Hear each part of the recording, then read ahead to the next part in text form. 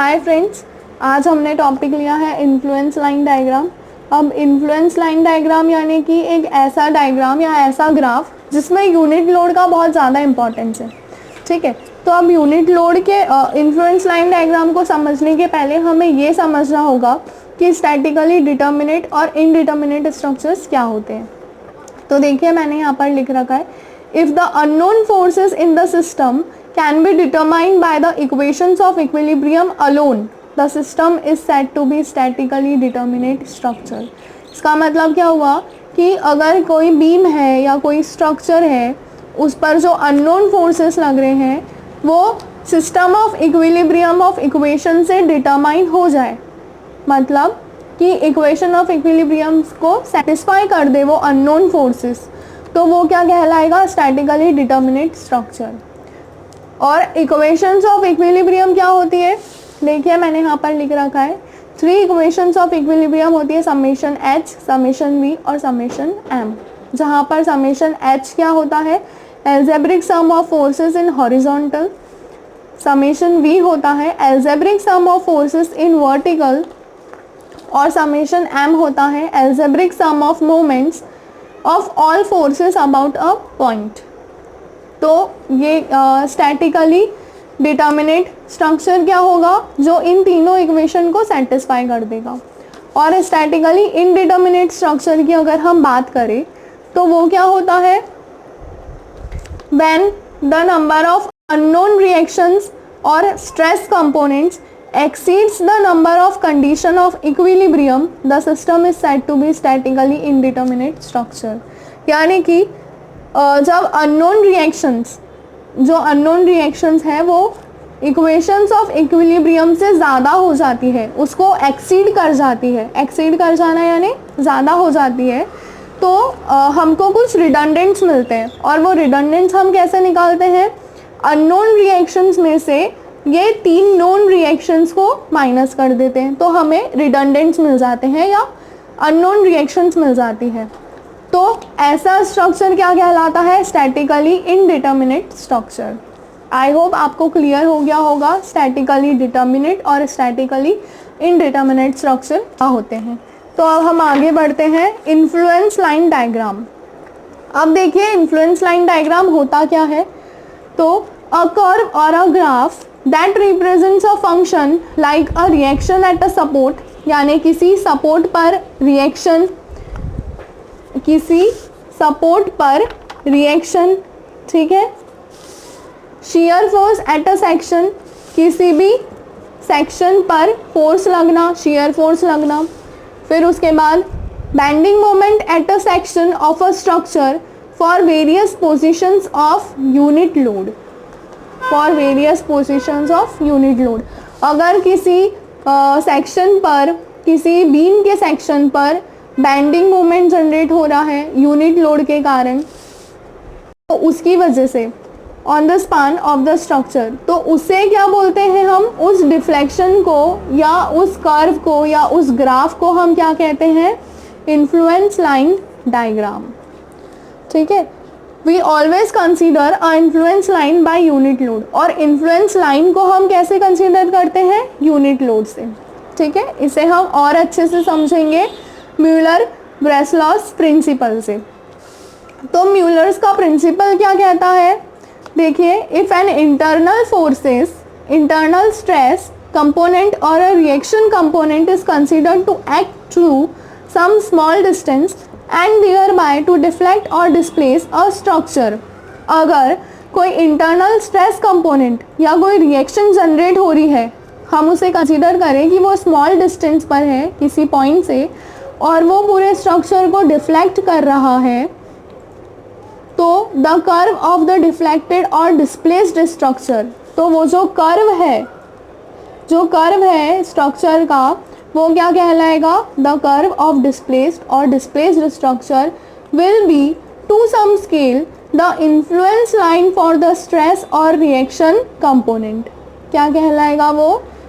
ये जो कर्व है, डिफ्लेक्टेड शेप है इस स्ट्रक्चर के लिए, वो क्या कहलाएगा? इन्फ्लुएंस लाइन कहलाएगा।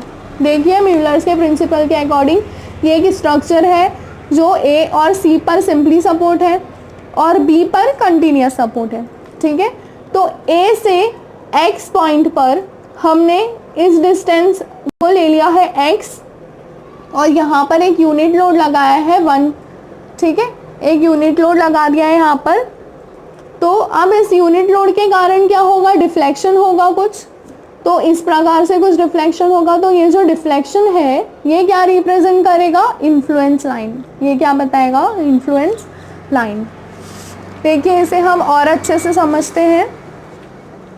यूलर-ब्रेसर प्रिंसिपल के अकॉर्डिंग ये एक हमारे पास स्ट्रक्चर है जो कि ए पर सिंपली सपोर्टेड है, सी पर भी सिंपली सपोर्टेड है और बी पर क्या है, एक कंटिन्यूस सपोर्ट दिया है।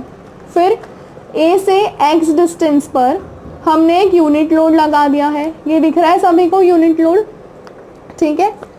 ए से लेकर बी तक का डिस्टेंस है L1 और बी से लेकर सी तक का डिस्टेंस है L2, क्लियर।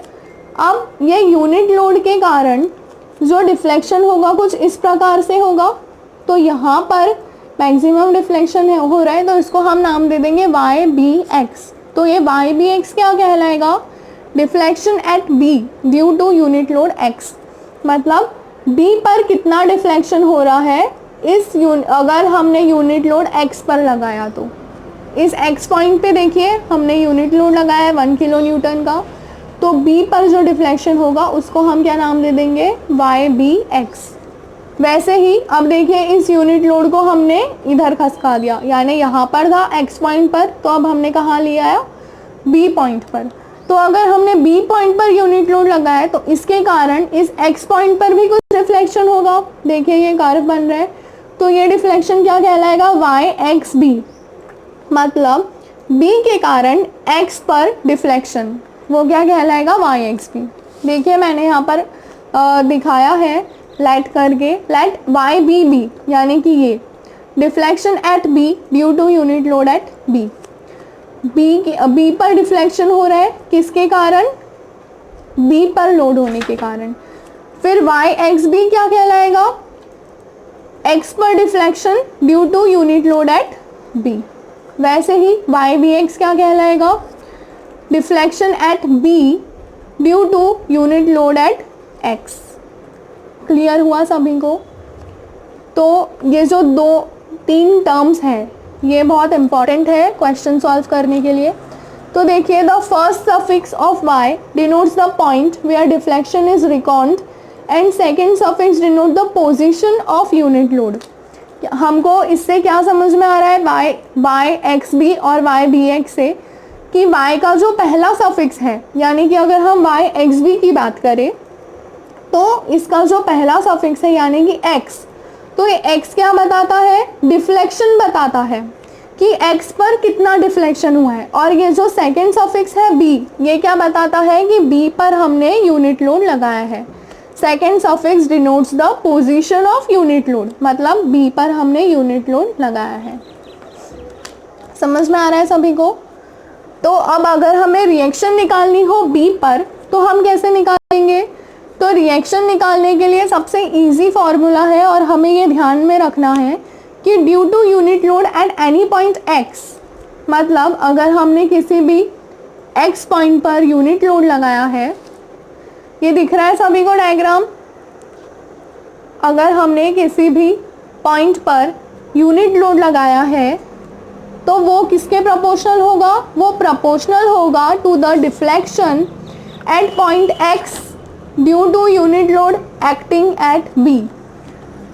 वो प्रोपोर्शनल होगा पॉइंट X के due to unit load acting at B। तो देखिए RB क्या हो जाएगा, YXB, यानी कि अगर हमने यहाँ पर डिफ्लेक्शन हो रहा है किसकी वजह से, क्योंकि हमने B पर यूनिट लोड लगाया है और यहाँ पर भी कुछ ना कुछ डिफ्लेक्शन होगा, तो वो डिफ्लेक्शन क्या होगा, YBB। तो प्रोपोर्शनैलिटी म्यूलर-ब्रेसर प्रिंसिपल क्या कहता है कि RB is equals to YXB upon YBB। RB is equals to YXB, यानी कि ये वाला डिफ्लेक्शन जो पॉइंट X पर हो रहा है, और YBB यानी कि B पॉइंट पर जो डिफ्लेक्शन हो रहा है। समझ में आया। यहाँ पर मैं एक बार और दिखा देती हूँ, R B is equal to,